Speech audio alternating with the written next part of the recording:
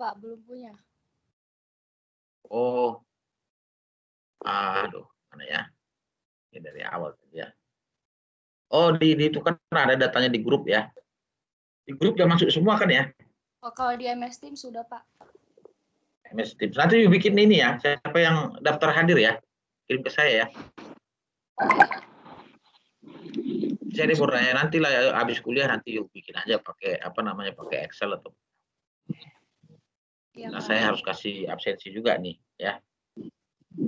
Kemudian lain. Baik, saya perkenalkan dulu ya. Saya kira di profil saya ada itu ya. Nama saya dan background saya sengaja bikin lengkap. Supaya kalian mengenal dosen-dosen kalian lah ya. Saya Maris Pipa ya, asli dari Sunda nih aslinya ya. Kalau lihat namanya. Bukan ya, asli dari Medan karena dari apa Siantar ya. Nah, sebenarnya saya bukan menetap dosen di Maranatha sih ya. Saya sebenarnya banyak jadi apa namanya pegawai konsultan macam-macam. Kemudian juga saya aktif di perusahaan juga ya, salah satu BNI Indonesia.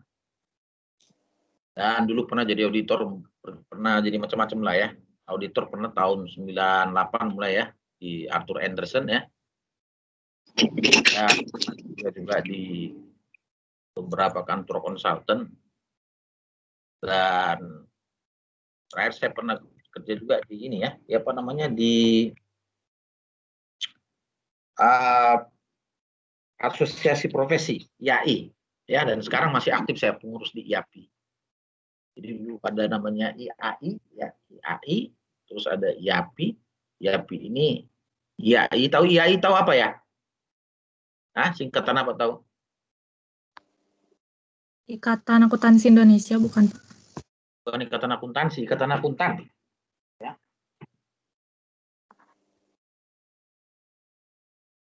Ikatan Akuntan Indonesia, IAI. Kalau IAPI tahu? Tahu IAPI?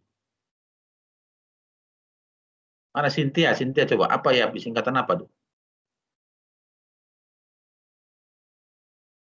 IAPI, Institut Akuntan Publik Indonesia. Ya, jadi kalian gitu harus paham itu asosiasi profesi yang ada saat ini. Ya, jadi kalau IAPI itu ngurusin akuntan publik, kalau IAI ngurusin akuntan. Ya, kemudian IAPI itu kalau dia akuntan publik sekarang gelarnya kan CPA.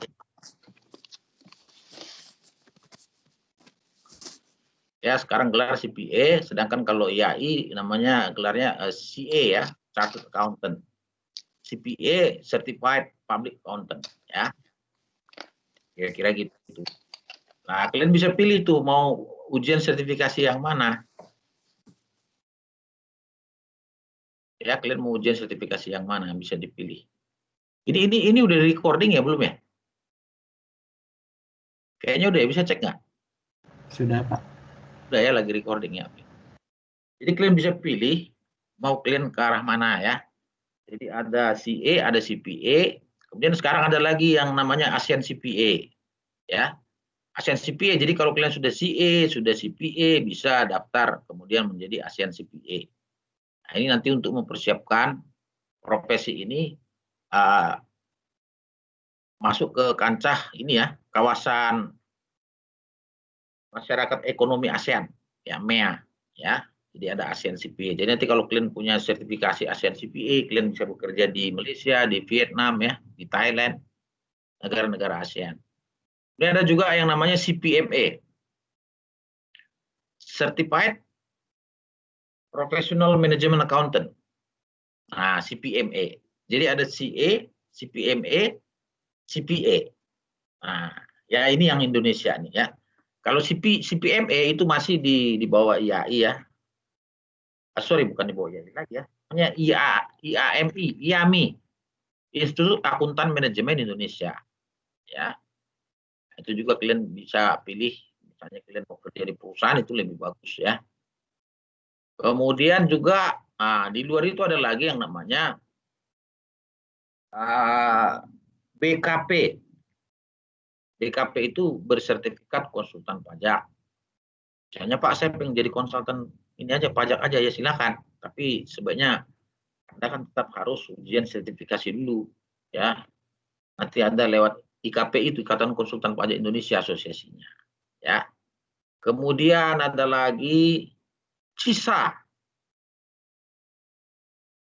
ya. CISA itu Certified Information System, ya, Certified Information System Auditor. Jadi kalau misalnya kalian mengaudit bank, IT audit, maka kalian akan ada lebih baik apabila kalian bersertifikasi CISA. Ya. Kemudian macam-macam ada lagi yang lain, ya, ada QAE, Qualified Internal Auditor, ada CIA, ada Certified Fraud Examiner, ya, CFRI, ya, dan lain-lain. Tapi itu kebanyakan banyak di ininya di luar, ya. Seperti ISA tadi itu asosiasinya ISAKA, ya. ISAKA itu di luar, ya, bukan di Indonesia. Nah, kalau di Indonesia kita IAI, IAPI, dan IAMI, ya. Nah, yang menarik adalah ke depan memang nanti akan terjadi namanya mutual recognition. Jadi ASEAN CPA itu salah satu bentuk daripada mutual recognition. Jadi saling mengakui.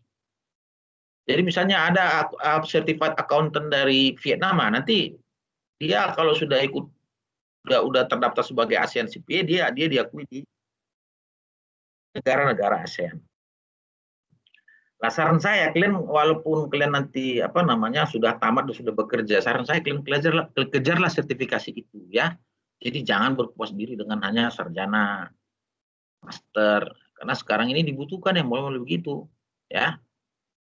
Apalagi pajak tuh, wah itu kalau kalian udah punya BKP itu enak sekali, ya. Bisa buka warung istilahnya, ya. Bisa buka kantor. Ya, kira-kira gitu, ya. Nah, kemudian saya juga pengurus di IAPI, pengurus organisasi, ya, IAPI, dan juga pengurus organisasi di IAI, tapi IAI untuk wilayah Jawa Barat. Ya, saya domisili kebetulan di Tangerang, jadi suka bolak-balik lah.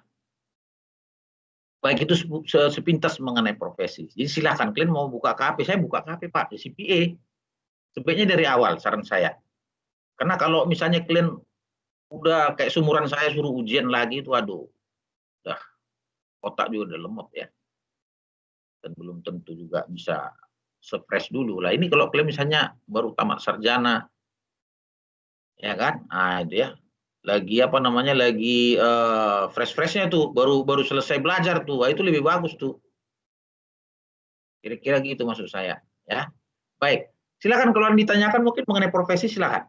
Feel free aja, jangan kaku, ya. Jangan mikirnya itu, jangan hanya ini aja. Wah, yang penting pelajaran enggak begitu, jangan, santai aja, santai. Silakan. Ada pertanyaan mungkin mengenai profesi itu, ya. Sebenarnya kalau dia offline, saya biasanya nanyain satu-satu motivasinya apa, kenapa dulu ngambil akuntansi. Silakan. Pagi, Pak. Pagi, silakan. Mau tanya, Pak, mengenai profesi yang tadi Bapak sampaikan. Iya. Kalau kita mau ngambil sertifikasi CPA itu gimana ya, Pak, caranya? Maksudnya kayak apakah kita harus ke lembaga apa gitu? Iya, baik. So far ini kalau CPA itu berjenjang. Sebetulnya kalian pada saat kalian D3 pun udah bisa ngambil, tapi namanya ada jenjangnya itu jenjang yang ujian dasarnya dulu dicicil, bisa. Tapi kalau udah sarjana, kalian, saya udah sarjana, Pak, gimana? Bisa langsung ujian CPA, silakan. Nah, kalaupun kalian lulus tapi nggak bisa langsung berpraktek, gitu loh. Minimal ada sekian ribu jam kerja dulu sebagai auditor, baru bisa punya lisensi. Tapi nggak apa-apa, ya kan? At least kalian sudah ada sertifikasi CPA-nya, masalah kemudian buka praktek, ya nyari pengalaman dulu. Sama kayak dokter lah gitu, ya. Oh, iya, Pak. Ujian sarjana langsung ujian CPA bisa, nggak apa-apa. Sekarang ujian CPA itu lebih enak. Kenapa? Karena dia online.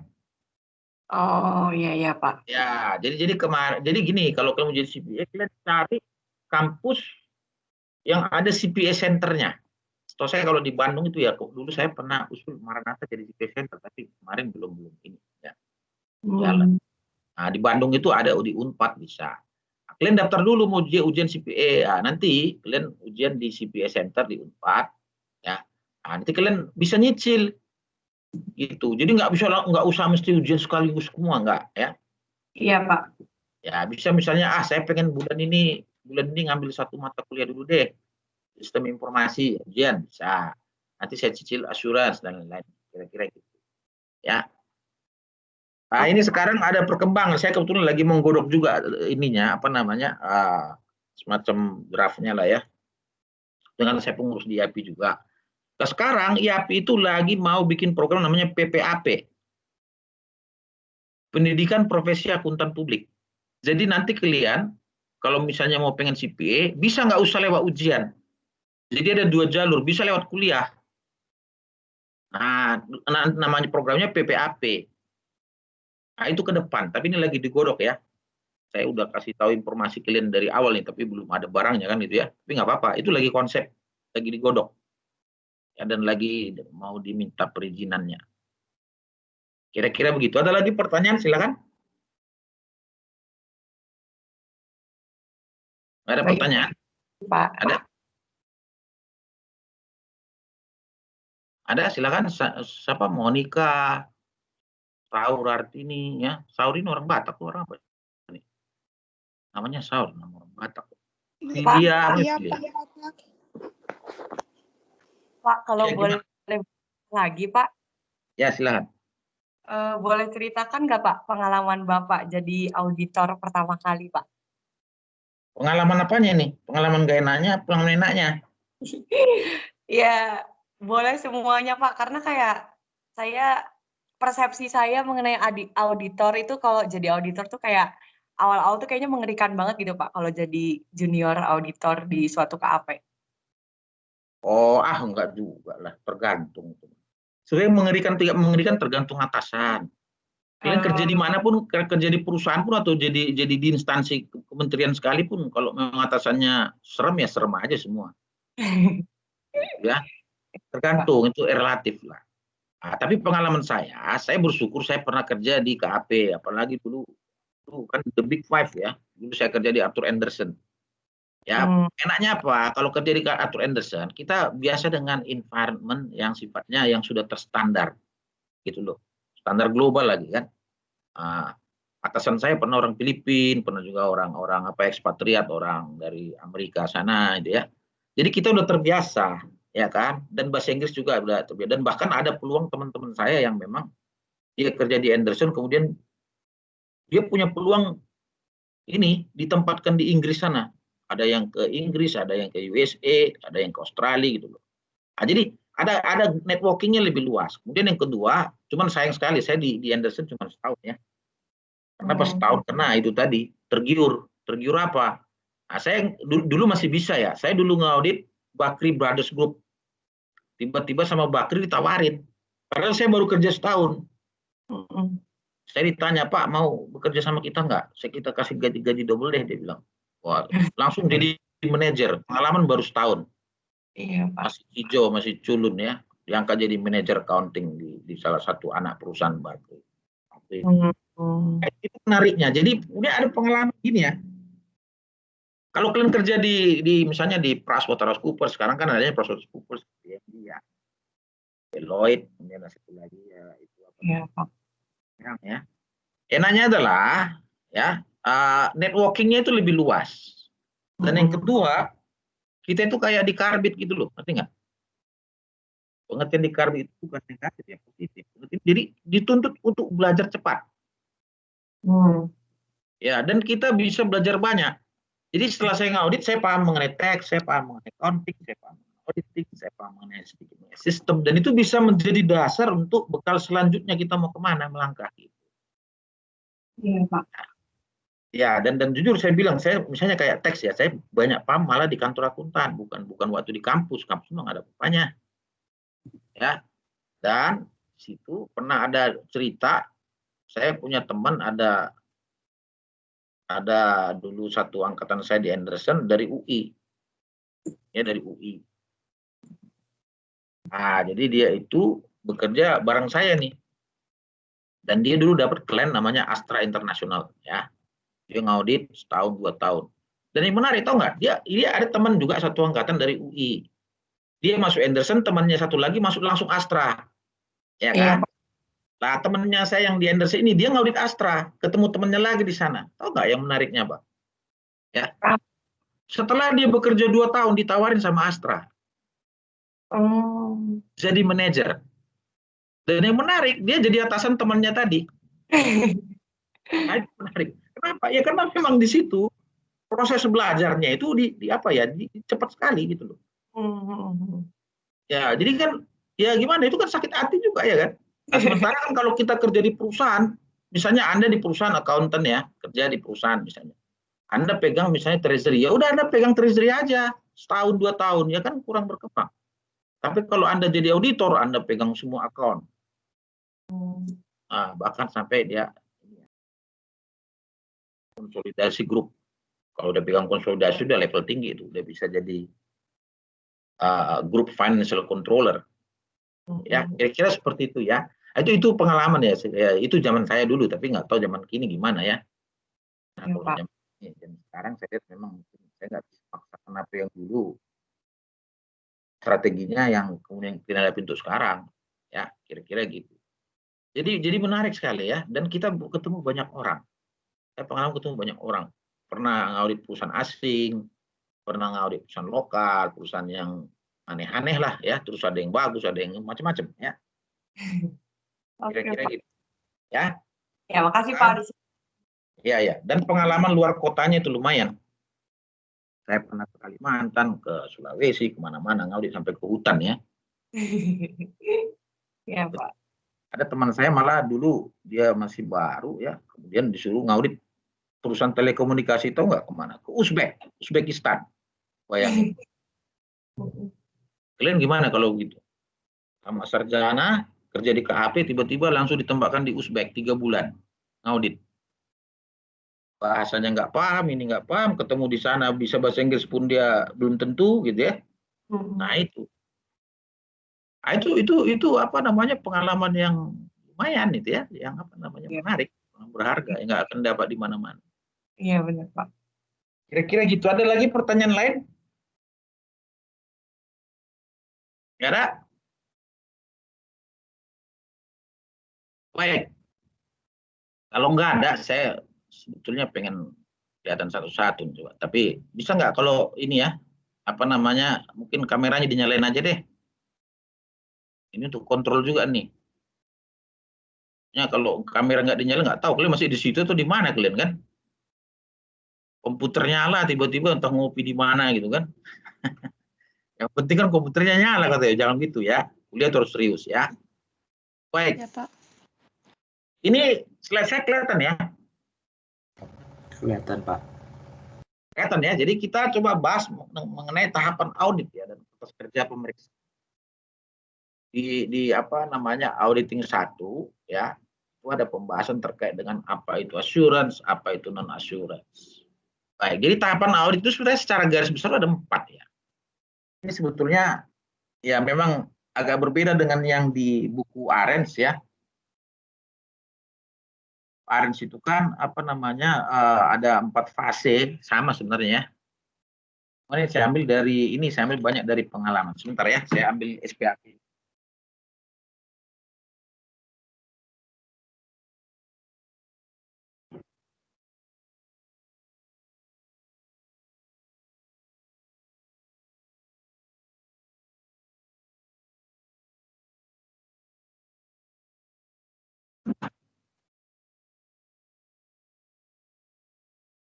Baik, jadi materi yang saya pakai itu banyak dari SPAP terbaru. Pernah lihat nggak SPAP terbaru? Ada yang pernah lihat? Belum, Pak. Belum, Pak. Belum. Jadi di perpustakaan Maranatha ada ya. Karena kalau mahasiswa saya biasanya suruh ini. Nah, buku ini tahu nggak buku ini? Pernah lihat ya? Nggak ya? Ya, kelihatan ya? Pernah, Pak. Ya, itu warna biru putih ya. Jadi ada beberapa apa namanya pernyataan standar. Ya, oke. Nah, ini standar inilah yang dipakai di pekerjaan. Jadi bukan buku Arens sebenarnya. Makanya saya selalu tekankan untuk mahasiswa belajar standar, bukan belajar buku Arens aja. Ya, buku Arens itu hanya tambahan sebenarnya. Jadi yang utama itu yang ini, ya, buku ini. Ya, jadi sini bicara nanti mengenai perikatan, mengenai bukti audit dan lain-lain. Ya, ini yang kalian harus pahami sebenarnya. Ya. Baik. Tapi saya nggak tahu corona begini kalian bisa nyari buku ini nggak ya? Saya sebenarnya bisa dibeli online sih, atau telepon ke IAPI minta dikirim. Kalau mau, cuman harganya lumayan. Ya. Atau sekarang ya, dulu tuh saya beli 700.000, sekarang jutaan juga. Ya. Nah, ini tahapan audit ya. Jadi ada namanya tahapan pre-plan, pendahuluan perencanaan, pre-plan, dan planning, kemudian pemeriksaan atau field work, dan juga penyelesaian dan pelaporan. Baik, tahapan pendahuluan perencanaan itu pertimbangan penerimaan klien. Jadi misalnya gini ya, pertimbangan penerimaan klien, ini klien terima atau enggak? Ya. Kemudian komunikasi dengan auditor pendahulu. Jadi kita kirim surat, ini belum diterima nih jadi klien, dikirim dulu surat kepada auditor pendahulu. Misalnya ya, ditanyakan ke dia.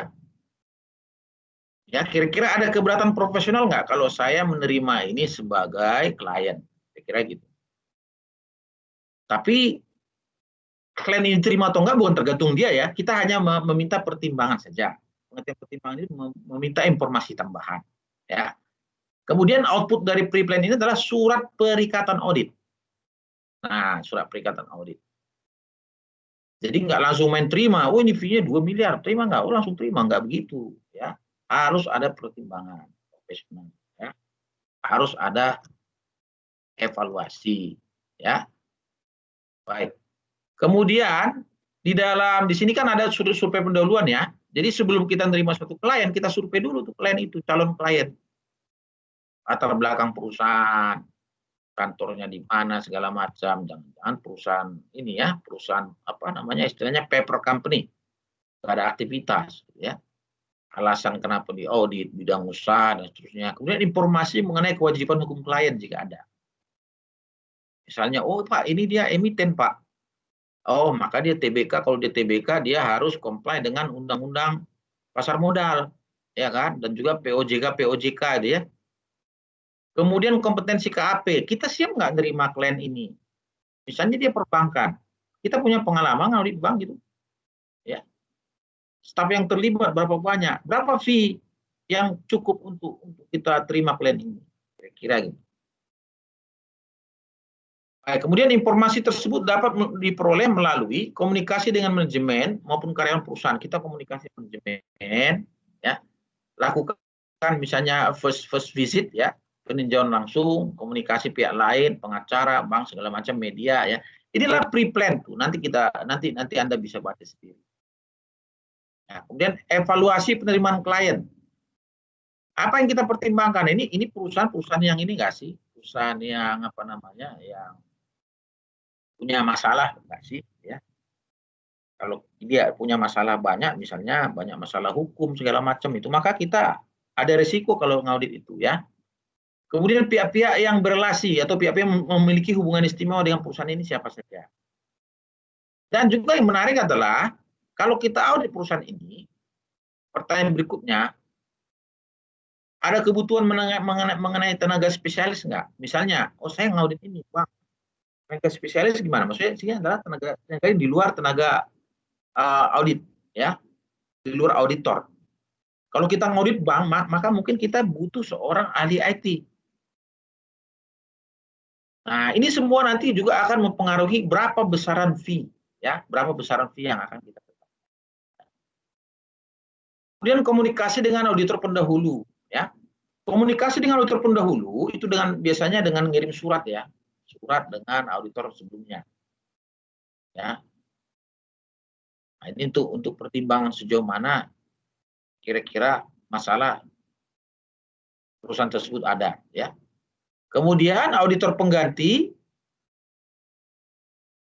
ya, setelah menerima perikatan dapat meminta klien untuk mengizinkannya melakukan review atas kertas kerja auditor pendahulu. Jadi gini, misalnya kita ingin tahu nih ya, masalah apa sih di perusahaan ini sebelumnya? Kita bisa meminta untuk mereview kertas kerja auditor sebelumnya, tapi dengan izin daripada si manajemen klien.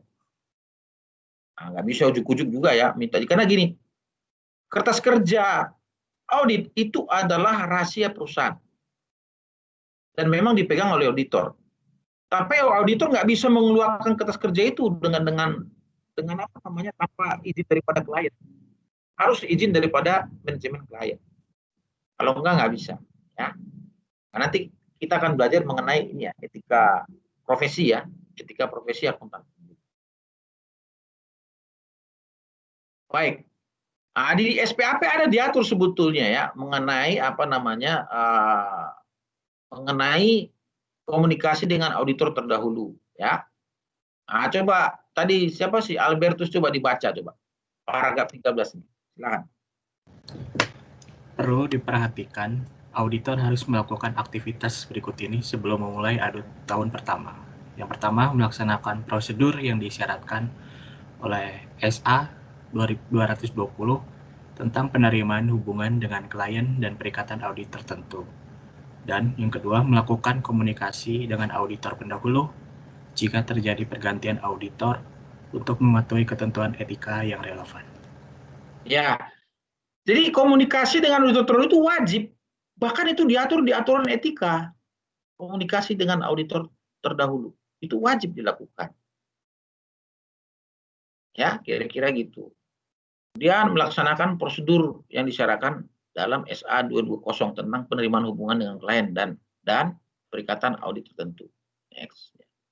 Baik, kemudian setelah apa namanya pre-plan itu selesai, maka output pre-plan itu adalah surat perikatan. Ya, ini surat perikatan. Surat perikatan audit SA 210. Ya, coba ya, sebentar ya. Coba si Deborah dibaca SA seksi 210.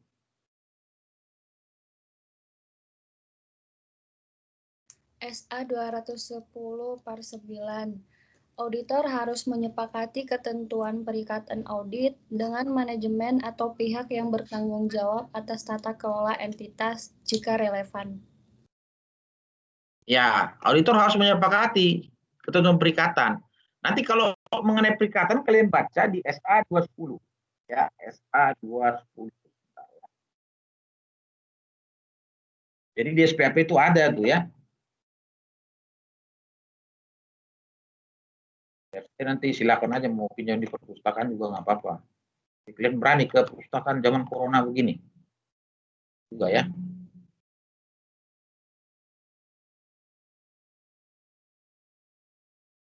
SA 210 ya.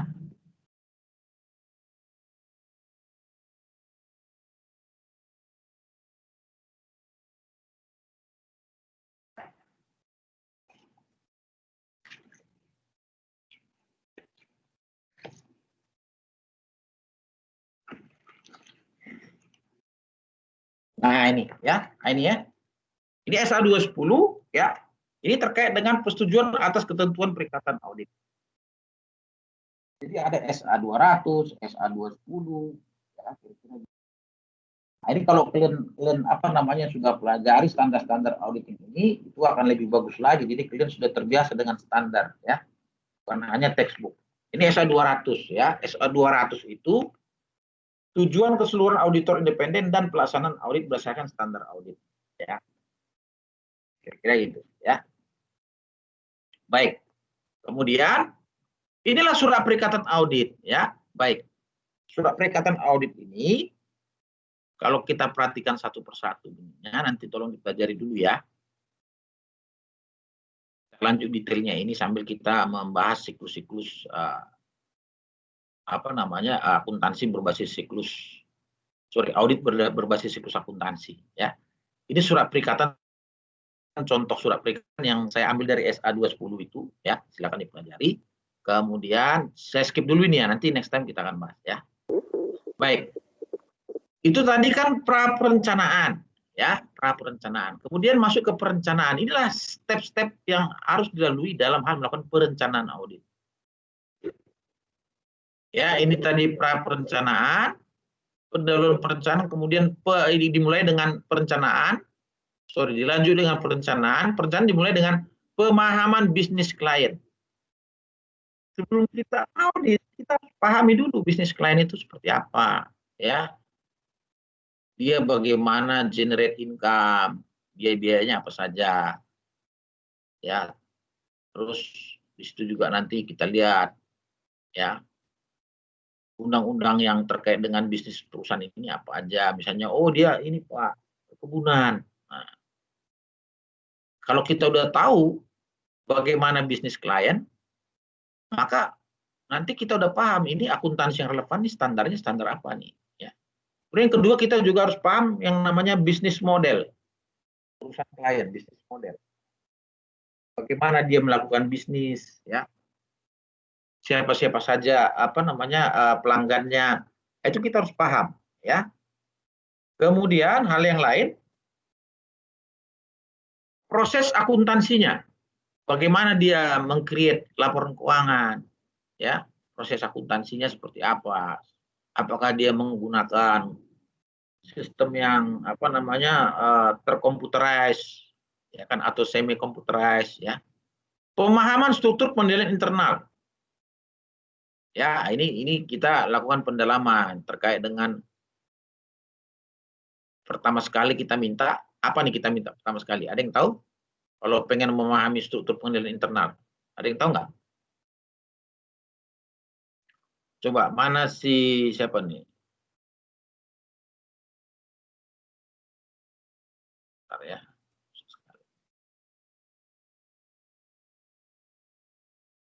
Coba Saur Artini, coba Saur Artini.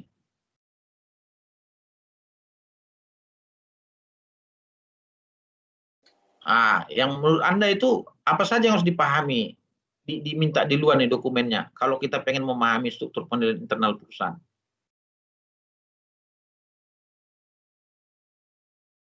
Bisa? Saur? Nggak tahu, Pak. Nggak tahu. Coba Anda sekarang saya suruh ngaudit ya, Terus saya pengen, tolong dong Artini coba cek kira-kira internal kontrolnya efektif nggak sih? Mana kira-kira?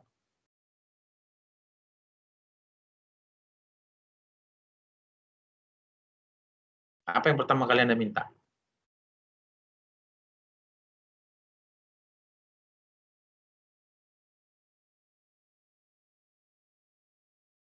Mana Artini? Atau? Coba dengan ini nih, siapa nih? Si Nolim Semdel, Sinaga. Nah, Nolim.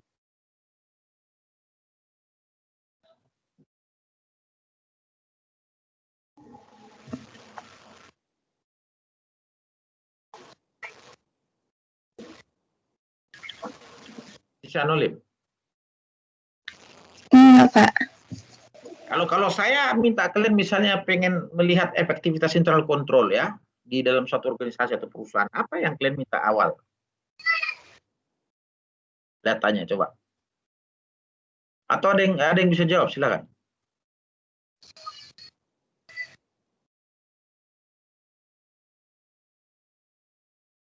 Ada yang bisa jawab?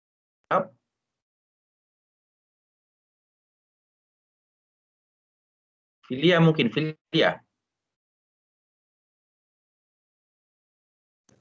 Pembukuannya bukan, Pak. Pembukuan. Bukan. Bentar, belum ke sana. Masih, kan gini, internal control itu apa sih? Iya kan? Apa isunya internal control? Ya, kalau internal control tidak efektif, implikasinya apa?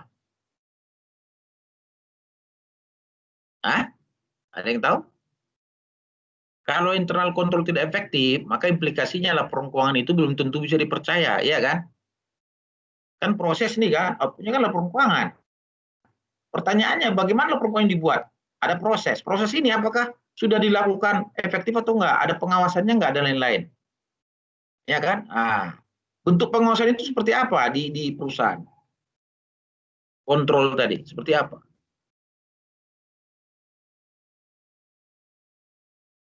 Nah, kalian kan sudah belajar di sistem informasi. Yang begini harus paham. Sorry ya, saya lihat banyak mahasiswa. Dia tahu, nanti tahu ya, tapi nggak paham apa yang dia tahu. Nah, itu yang bahaya itu. Dia hafal, oh itu ada di sini Pak, oh ada di buku ini, tapi nggak tahu itu buat apa sih, nggak tahu dia. Nah itu yang repot ya. Jadi jangan Anda seperti robot jadinya belajar itu. Jadi belajar dinikmati, enjoy. Ya, supaya kita enjoy gimana? Kita paham, oh ini maksudnya ini. Arahnya ke sini. Jadi asik. Jadi kalau di real life itu seperti apa kita paham ya. Baik, kalau kita mau melihat efektif tidaknya internal control, maka yang pertama kali kita lihat adalah apa? Kalau ada yang tahu saya kasih nilai nih. Silakan dijawab. Sebutin namanya, coba. Wah, dikasih nilai nggak mau. Dikasih nilai loh. Penilaian risiko bukan, Pak?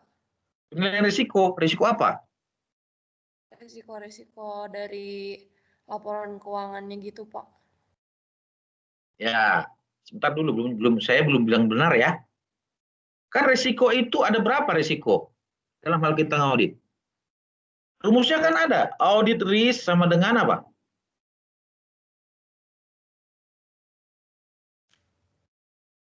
Audit risk sama dengan control risk dikali inherent risk dikali detection risk. Untuk mencari control risk, maka kita harus ukur efektif tidaknya internal control. Control risk, CR, control risk. Bagaimana menilai ya efektif tidaknya internal control? Yang pertama kali kita minta adalah apa? Adalah struktur organisasi. Masa nggak tahu sih?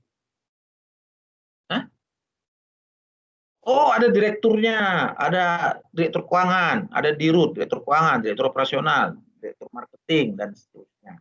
Ya kan? Baik. Dari struktur itu apa yang mau kita lihat? Di bawah direktur ada GM, ya, ada vice president, di bawah vice president ada manajer ini, bla bla bla, dan seterusnya. Kan gitu ya, struktur organisasi yang besar gitu ya. Apa yang mau kita lihat dari struktur itu? Gimana?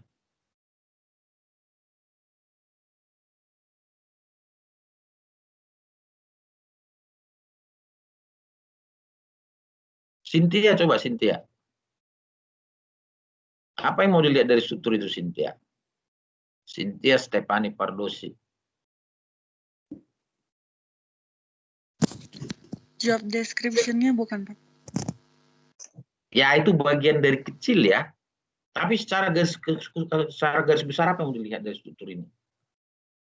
Oh, ada ininya, ada posisinya, posisi ini, dan seterusnya. Apa yang mau dilihat di situ? Pak mau mencoba menjawab, Pak. Silakan Monica. Monica ini ya. Iya, Pak. Tapi nggak tahu benar atau enggak, Pak. Oh, nggak apa-apa, salah nggak apa-apa. Oh, memang langsung saya gebukin kan enggak. Santai aja. Ya, silakan. Setelah mengetahui struktur organisasinya, mungkin kita perlu tahu SOP dalam suatu perusahaan tersebut, Pak. SOP. Iya. SOP itu turunannya. Untuk apa kita tahu ini? Apa yang mau kita cari di situ? Sehingga kita bisa nilai, oh ini internal control efektif, oh ini enggak, gimana?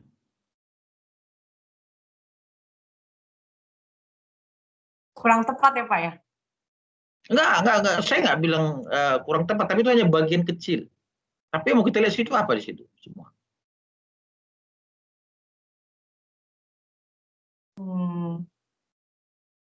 Di struktur itu apa yang mau kita lihat? Ada yang tahu? Mau mencoba menjawab, Pak. Saya Albertus. Silakan. Menurut saya, mohon dikoreksi kalau salah, Pak. Kalau dari struktur, kita lihat tuh pembagian dari, maksud saya tuh lebih ke alurnya, alur kerjanya dari, katakan dari atasan ke manajer meningkat menengah, lalu ke bawah. Lalu apakah efektif dalam alur atau maksudnya komunikasi antar manajer bawah ke atas, begitu pun ke atas bawah ke bawah. Menurut saya begitu, Pak. Itu juga masih bagian kecil. Ya, itu masih bagian kecil. Silakan satu lagi yang terakhir, siapa yang mau coba? Silakan. Saya, Pak, mau coba jawab. Ya, silakan. Jessica. Ya. Untuk melihat integritas informasi keuangan dan akuntansi dalam perusahaan tersebut.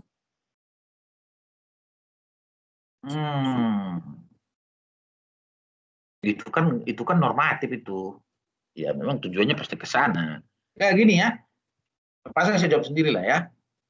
Dari struktur itu yang mau kita lihat adalah apa? Ada tidaknya apa? SOD. SOD. Apa SOD?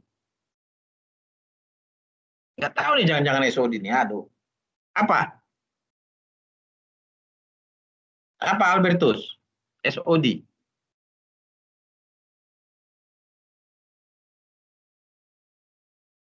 Dari struktur kita mau lihat ada tidaknya segregation of duties. Ngerti nggak? Itu kan. Nah, kalau itu nggak ada, maka tidak efektif internal kontrolnya. Kalau internal kontrol tidak efektif, maka laporan keuangan itu kurang dipercaya outputnya. Ya kan? Baik. Apa pengertian segregation of duties? Ya, segregation of duties adanya pemisahan fungsi. Jadi pemisahan fungsi atas apa? Pemisahan fungsi atas 4, tapi minimal 3. 4 itu apa? Fungsi apa? Fungsi authorizing, fungsi controlling, fungsi apa lagi? Recording, dan fungsi custody. Tapi minimal 3. Fungsi authorizing, fungsi recording, fungsi custody. 3 fungsi ini ya tidak boleh dirangkap oleh satu orang. Misalnya begini, ada manajer akuntansi. Manajer akuntansi kan fungsi recording ya. Tiba-tiba dia merangkap juga tugas untuk menangani gudang. Itu nggak boleh. Kenapa? Gudang itu custody. Akuntansi recording. Udah dia pegang recording, dia pegang custody, ya repot. Dia nyimpen, dia nyatet, kan rawan. Itu logikanya. Atau ada orang yang memegang fungsi finance, treasury, marketing lah kata marketing. Tapi dia juga megang fungsi gudang, boleh nggak? Gudang itu custody, marketing fungsi apa tuh? Ada yang tahu fungsi apa marketing? Jadi manajer marketing megang juga gudang. Marketing itu fungsi authorizing. Otorisasi kan, otorisasi barang keluar kan. Makanya dikeluarkan sales order kan gitu. Iya kan? Sales order dikirim ke siapa? Ke orang gudang. Ini nggak bisa dipegang sama dia itu sendiri. Bahaya. Dia authorizing, dia custody, ya repot. Orangnya punya peluang nyolong lagi. Kira-kira gitu ya. Nah, inilah yang penting. SOD ini ya.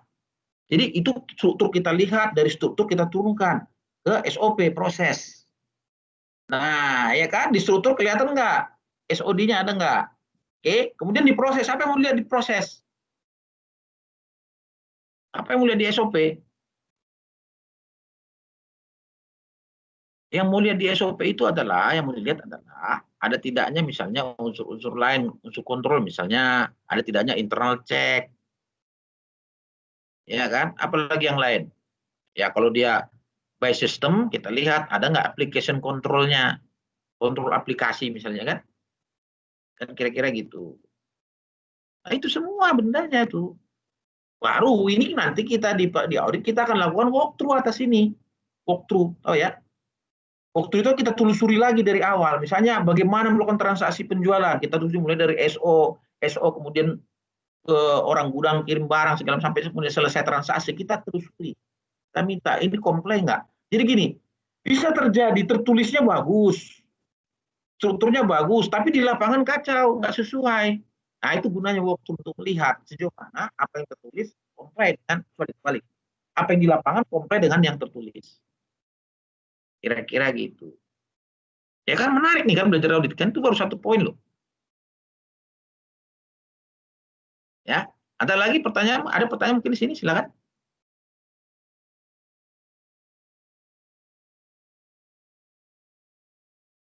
Baik, slide-nya kelihatan ya? Kelihatan semua? Kelihatan, Pak. Kelihatan, Pak. Oke, jadi setelah kita pahami struktur internal control tadi, maka kita tetapkan risiko kontrol. Ya kan, risiko kontrol risk kita jadi paham apakah kontrolnya itu high, medium atau low. Ini nanti saya akan jelaskan ya. Kemudian melakukan analisa awal. Preliminary analytical procedure. Dia dilakukan apa di sini nih? Analisa awal nih. Dalam melakukan analisa awal, maka kita akan lakukan misalnya nih ya, melakukan analisa fluktuasi saldo lalu, saldo sekarang, ya kan? Berapa fluktuasinya bisa enggak?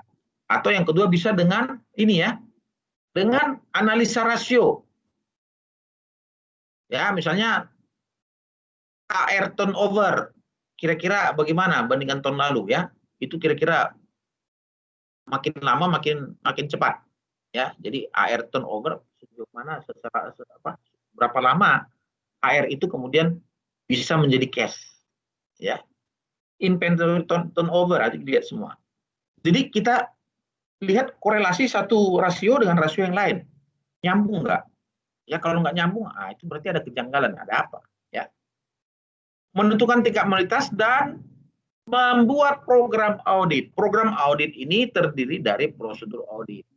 Baru kemudian lakukan fieldwork atau pemeriksaan. Ya, inilah step-step perencanaan. Ya. Kemudian di fieldwork itu ada di sini semua. Nah, ya. Ini ada yang berpendapat bahwa ini masih perlu nggak sih Pak di sini pengujian penilaian internal? Ya, ada yang bilang perlu, ada yang bilang enggak. Karena di awal tadi sudah. Kalau saya ditanya ya mestinya sih kalau makin sering makin bagus. Ya, tapi kalau enggak juga nggak apa-apa ya. Karena memang kalau kita lakukan di sini juga itu akan menimbulkan biaya tambahan ya. Nah, inilah yang namanya prosedur audit itu. Prosedur audit bisa berupa pengujian substantif transaksi, substantif test, bisa analytical prosedur, bisa juga test of detail, ya. Ya, pengujian substansi transaksi ya misalnya kita lihat transaksi itu substansinya apa sih? Oh, beli barang, ya kan? Ya kan gitu ya. Barang yang dibeli apa tuh? Misalnya, oh ada aset tetap. Aset tetapnya seperti apa? Kendaraan. Apa yang kita cek dokumennya kendaraan? Oh ya ada BPKB, ya kan?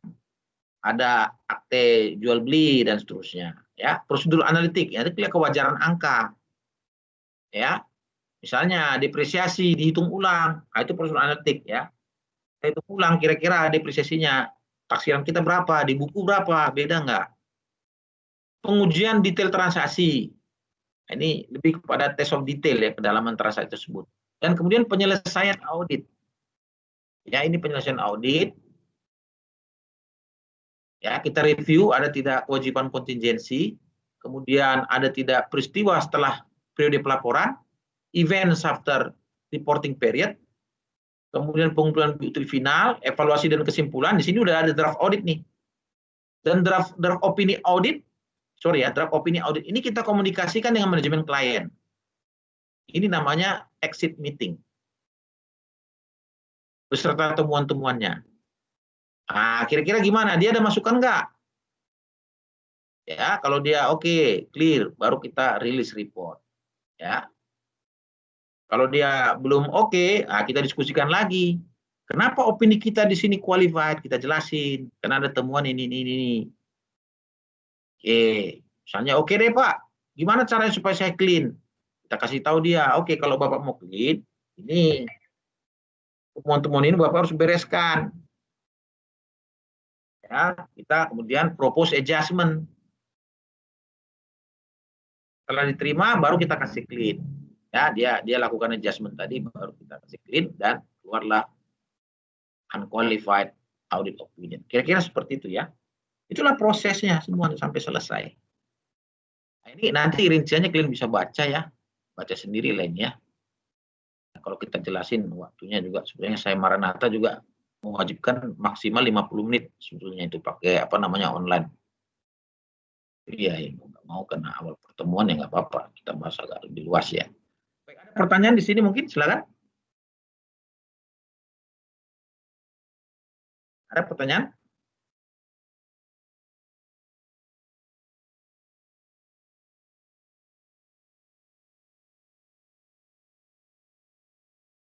Ada pertanyaan? Kalau nggak ada pertanyaan, ini kan kita, ini berapa orang yang hadir ya? Deborah kayaknya nggak hadir semua nih ya? Hadir semua ya? Di ininya ada 28 orang, Pak. Oh, 28 ya? Berarti udah semua ya? Iya. Ya sudah ya, gini aja ya. Nanti saya akan berikan semacam kuis ya. Kuis ya, bukan kuis sebetulnya sih ya, kerja kelompok. Silakan aja kalian bekerja kelompok, mau pakai WhatsApp, mau pakai email-emailan silakan. Tugas ini akan dikerjakan dalam kelompok 3 sampai 4 orang. Jadi kelompoknya bisa 3, bisa 4 orang, terserah. Kalian atur aja ya kelompoknya ya. Nah, nanti itu kelompok selanjutnya itu dipakai terus kelompok itu. Jadi jangan sampai lupa siapa teman kelompoknya, apalagi online begini. Ya. Nah, nanti kelompok tadi, Deborah, yuk bikin ini ya, rekapannya ya. Kelompok 1, 2, 3, namanya siapa. Ya. Dan nanti jawaban daripada kelompok itu disubmit ke saya per hari ini. Paling lambat pukul 24.00. Jadi kan masih ada waktu banyak nih ya. Nah, itu kan diskusikan aja lah sambil makan snack, sambil apa ya terserah ya. Nah, nanti ini juga sebagai kontrol saya untuk ini ya, untuk juga kehadiran kalian, keaktifan dalam belajar. Ya, kira-kira seperti itu. Nanti tolong dipelajari, nanti saya akan berikan dalam waktu setengah jam ini saya akan berikan soal ya. Saya akan kirim ke ketua kelas Deborah. Dan nanti ketua kelas Deborah bisa didistribusikan ke teman-teman gitu ya. Baik, Pak. Itu ya kira-kira ya. Baik. Buku yang kita pakai tadi samping SPAP, saya nggak tahu buku apa yang kalian pakai biasanya di audit 1.